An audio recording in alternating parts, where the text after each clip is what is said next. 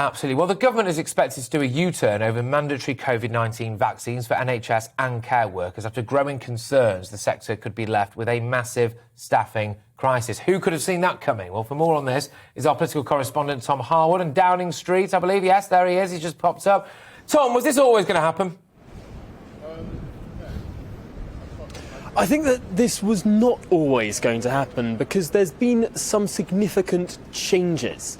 And I think the most significant of those changes in the time between when the policy was formulated and the time we're living in now is that Omicron came along, a much more transmissible variant of the virus, something that is less severe as well, but also has greater vaccine escape. And so when we're talking about all of these measures about trying to protect people, particularly from onward transmission, the protection of the virus is significant, but it is less significant when it comes to transmission. And that's what really we're talking about when it comes to vaccine passports or venues where you want certain people to be vaccinated to protect other people. Since the virus has changed and developed, the argument of the government appears to be changing now into saying that the vaccine is something that protects an individual more so than those around that individual. Yeah, no, indeed. And I mean, I'm not being funny, but wasn't this quite a harebrained policy to begin with? I mean, it didn't take a genius to work out that actually there was going to be a staffing shortage if they pressed ahead with this, because at the end of the day, people do have bodily autonomy. Look, hey, whether people think they should just get the jab, one thing, but, you know, you can't force them, can you? Well, you can, I suppose, in some places.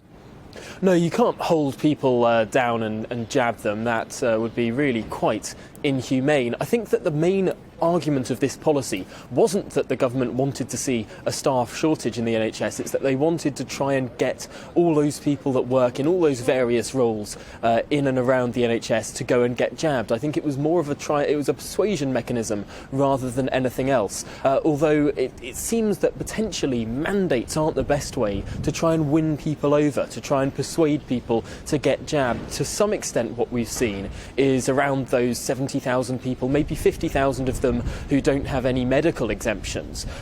They, to some extent, have become more steadfast in their views that they won't get jabbed, and the attempted coercion may well have backfired with this potential group. It seems that there is a strong argument in terms of persuasion rather than coercion, and it may well be on this in this situation the government overstepped that line.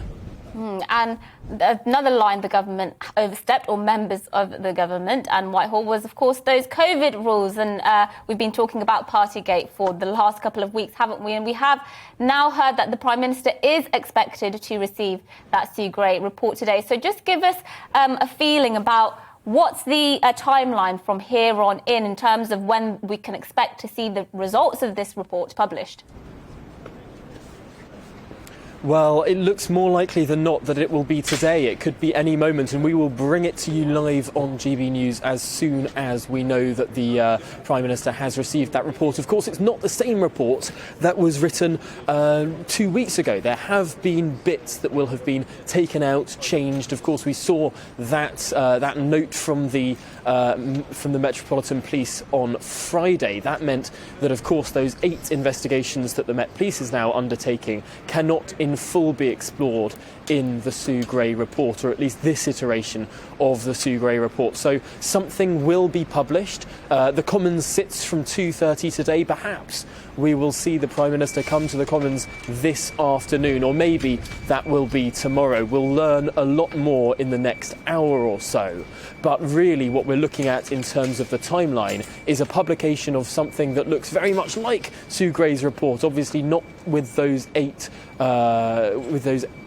alleged events in full, but with all of the others explored in their original detail. To what extent that excites or ignites any resistance within the Conservative Party, again, remains to be seen. People will be wanting to take that report away, to read it thoroughly, and then decide what to do next. Well, Tom, thank you for that. We very much look forward to that report being published, and of course we will bring you that live here on GB News as soon as we have it.